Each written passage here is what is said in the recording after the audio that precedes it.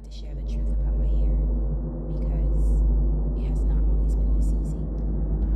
Hello, my name is Mathania, and on this channel I focus on everything self-care. In this video, I am going to be sharing with you guys my secret of how I go through my weekly wash day routine as someone who suffers from seborrheic dermatitis.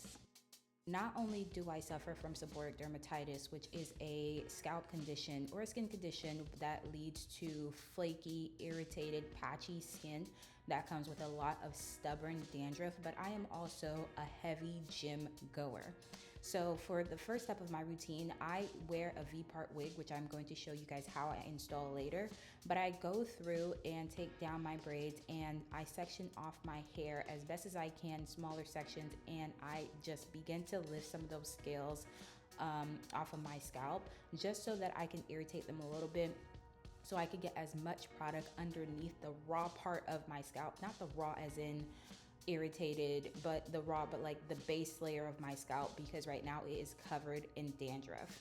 One of the things that I like to do is saturate my hair with black castor oil, but mainly I do focus it on the scalp, but I also go in later on and I pour it all over the ends of my hair.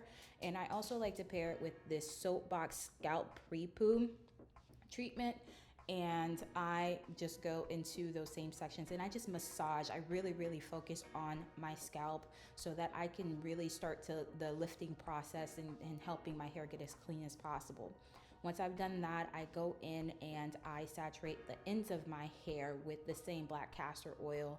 I put on a shower cap, and this right here will help not only in not getting the product to transfer on me, but also just so that the steam from my natural body heat can work its magic overnight. And from here, I'm going to bed.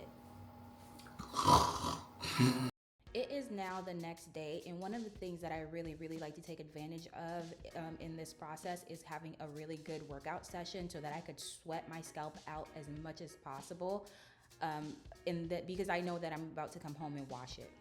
This is my hair post-workout, and I love this process because I get to take advantage of the fact that I'm about to wash my hair and sweat my scalp out through a really good workout. The scales that are stuck to my scalp, they're really soft, so I like to go scrub it a little bit more with my comb. The shampoo and conditioner that I'm going to be using are both from Pantene. I love this because it has biotin and collagen in it, and I love the Pantene Rescue Miracle Conditioner because it has these beads that explode. In the shower, I'm also going to be using this moisture mask from Odell. I do thoroughly go in and shampoo my hair twice. I make sure that I scrub my scalp really well. After my second wash, I apply my Pantene conditioner and let that sit for a little bit, rinse it out, and then I do the Odell conditioner, the moisture mask, and I leave that on for 10 minutes with a shower cap. This is the only amount of hair that I lost in that whole wash process. Pantene also has a 10-in-1 leave-in conditioner spray that I love to use on my scalp area just because it's so nourishing and moisturizing. But as you can see here, I am resectioning off my hair the exact same way that I originally parted it for me to get all the dandruff out. But I like to section it that way with my fingers because your hair is the most volatile to breakage when it's wet and soaked like this. So I like to use my fingers for a lot of the detangling, and then I'll go in with a bigger tooth comb and detangle that way. But if I start detangling a little bit in this process, it also helps to minimize breakage.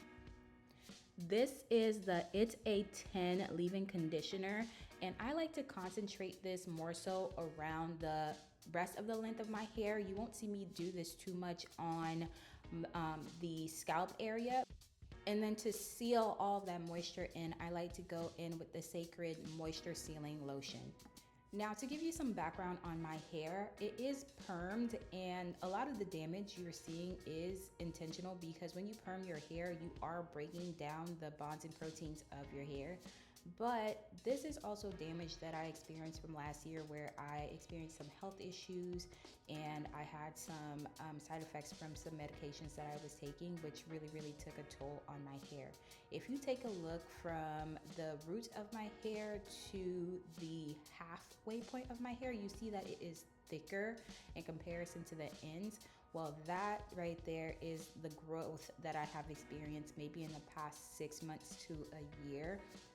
And slowly as time goes on, I am actually cutting off the damage so that I can get all of the volume and strength back to one continuous strand rather than dealing with more so thinner ends and thicker roots.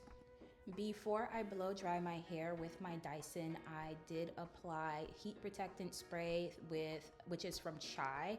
I have been using this heat protectant spray for years and I really like it.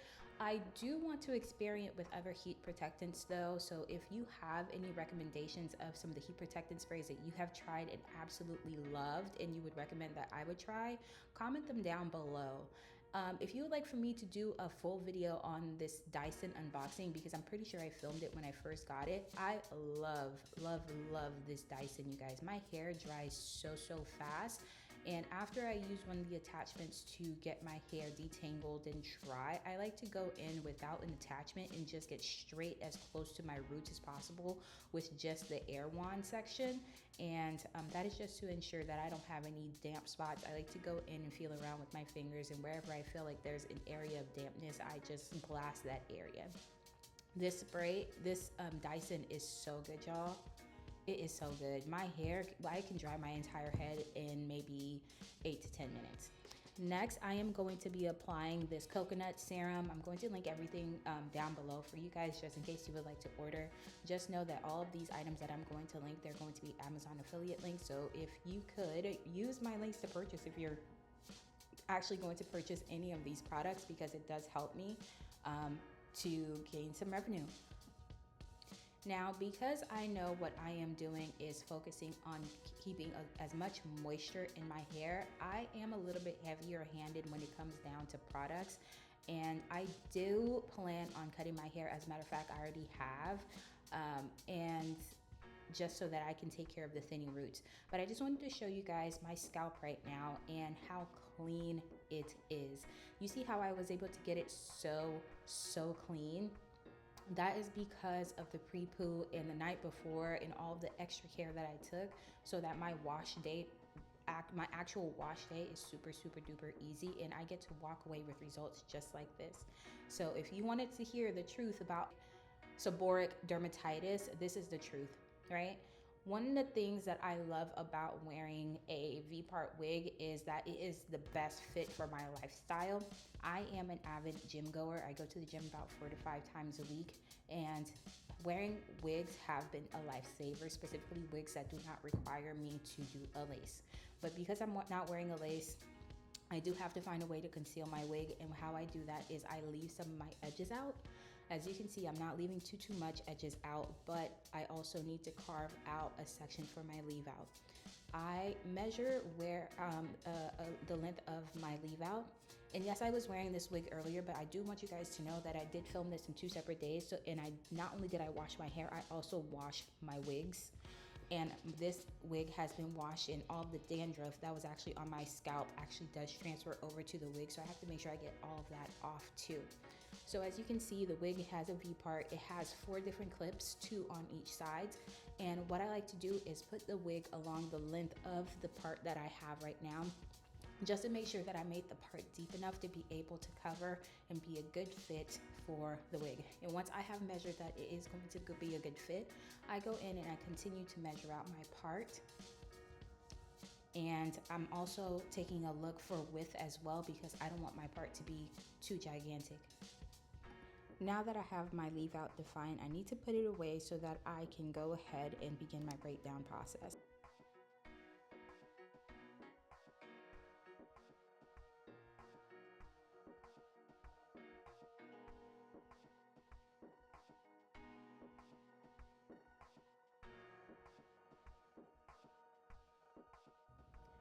For the first part of my braid down, I am going to be sectioning off a small braid. So all we're doing is 4 braids, 2 small braids and 2 big braids.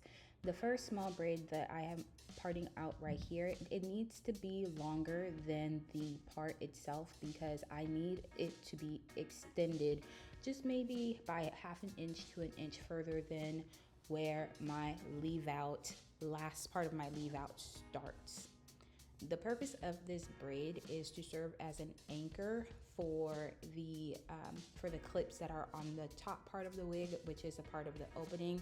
And you don't necessarily absolutely need to do this braid, but it does, especially for someone who has thin hair like I do or softer hair, and it definitely stops the wig from sliding and moving, and that's why it's called an anchor braid. So I'm going to do another anchor braid just now on the opposite side, exactly the same way, and then I'm going to show you how to feed it into your bigger braid so that it can serve its full intended purposes. If you have made it this far into the video, I would like to say a huge thank you. Thank you, thank you, thank you, thank you. Please don't forget to like, comment, and subscribe, because self-care is the best care. And on taking care of Methania, I only do self-care. So if that's something that you're into, please subscribe. Now that I have both of my anchor braids done, I am going to start doing my larger braids, which is just going to be 2 jumbo braids on the side of my head, which is more like a crown type of a braid. And then when it makes sense, I am going to feed in the tips of the smaller braids into my larger braid so that I can make sure that it is also, those ends are tucked away. And then I'm going to braid it down all the way to the ends. Now, you do not necessarily need to braid down all the way to the tiny, tiny, tiny tip of the ends of your braid, because we are going to secure this with a rubber band, but it does help to braid it down as much as possible, because the more confined the hair is, the less friction that you have just of it swifting around. Now, just because you're putting a rubber band on there, that can lead to breakage. So what I like to do is take some of my hair oil or a hair serum and roll my rubber band into the hair serum, which is going to help reduce breakage. And then from there, I attach it onto the end of my braids.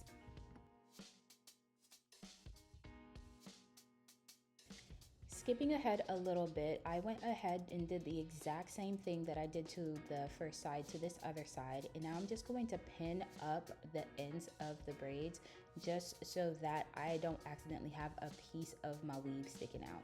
Now, I did do this all in one day, but one thing I don't do is sleep in my wigs, but at night, this is what I like to do. I always take my wig off, matter of fact, and I just make sure that my edges and my part is carved out, and I like to put a headscarf on. I don't sleep with my wigs because the wigs do have clips in them, which leads to breakage. So I like to minimize the amount of times that I'm wearing the wigs.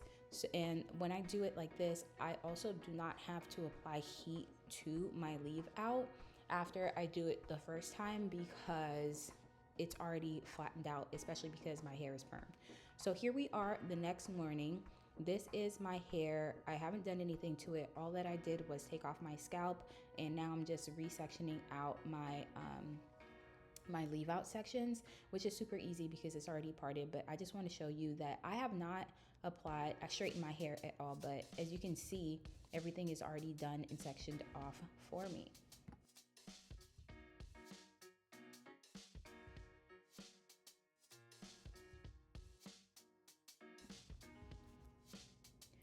Now to apply the wig, I am using the first clip on that first side, and I'm just going to attach it to the anchor braid. Like I said, there's 2 clips on this, and this should fit perfectly because I pre-measured everything before I did all of my braid downs. And then I'm going to flip the wig over on the other side here and move my hair to the side so that I could have access to my other braid, and then I can clip in perfectly.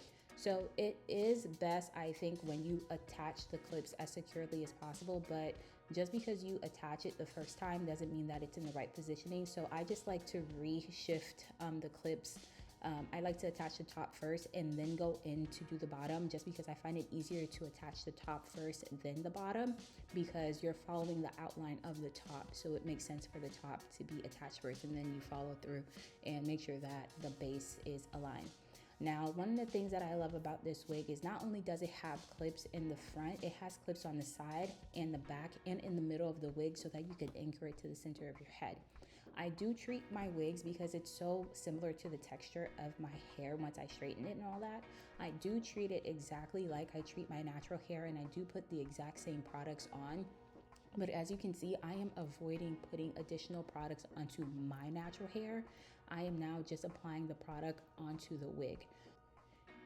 This wig was really good quality as far as how seamless I was able to get the hair on. And if for any reason, that's why I love the flexibility of this. For any reason you feel like it's not sitting properly, you could just reattach it, and look how seamless that is, right? So if the wind were to blow back, no one would be able to detect that you're wearing a wig. Of course, we have to blend the hair into our natural hair because it's not exactly the perfect texture. So I am going to straighten this hair while I curl it. But first, because this is a kinky straight kind of a wig, I like to go in with my Dyson and blow dry it out because it does minimize the amount of passes that I have to do. Matter of fact, I'm not going to straighten this wig at all. I'm just going to go in and curl it as I straighten it. The curling iron that I showed you guys, I actually got it from Walmart. It's called the Remington flat iron. Not only is it a flat iron, but it is also a curling iron, which I love. So it looks like when you close it, it looks like it will be straight like a flat iron. But if you just rotate your hands just so, you will get the nicest, juiciest of curls. So if you're someone who's looking for a flat iron and a curling iron, you could save some money because this was less than 40 bucks, if I remember correctly, by getting the Remington flat iron, which I'll link down below, and you could get a curling iron and a straightener all in one. Now, earlier I did refer to the quality of this wig as far as me getting it to look seamless, but I will tell you one thing, this wig cannot hold a curl. It cannot hold a curl. I don't know what it is, but it cannot hold a curl. But I have used other V-part wigs that were able to really, really hold a curl. But I will still link this wig down below. I did get it from Amazon, but just know that for it to hold a curl, this isn't your girl. But it does curl nicely. It's just a matter of it holding. But keep in mind, I live in the PNW, so the Pacific Northwest, where it rains a lot in Washington State.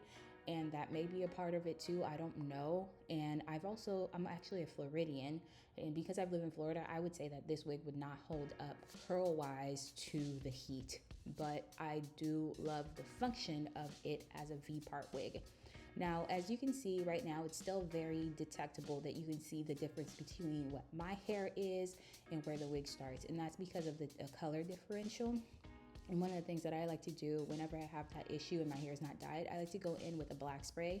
Right here, I'm using the High Beam black spray, and that's the one that I universally see people use, just so that I can get the color to blend with my natural hair color to blend with the wig, which is significantly darker. Now this for me is the fun part where I just get to play with my hair, just to see how I want it to sit, how am I liking it, what adjustments I need to make. I did adjust the wig just a little bit.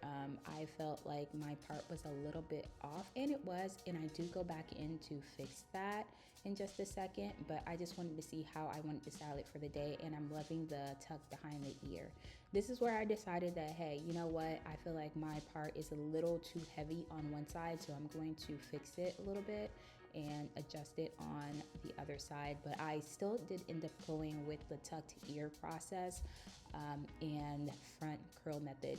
And just because this wig was hard to curl too, so it was easier for me to have the side that was better curled out, and then the one that wasn't as best curled, because it's my weaker side. I can curl my right side like nobody's business, but that left, girl, question mark. When you curl your hair or you straighten it, you can have that flat iron smell. But this spray here is called Necky. It takes away that flat iron smell so fast and so well. I was really quite surprised. I am so excited that you followed through to the end of this video. I just want to say thank you, and don't forget to come back for the next one. So please make sure you like, comment, and subscribe, and join the family. Take care.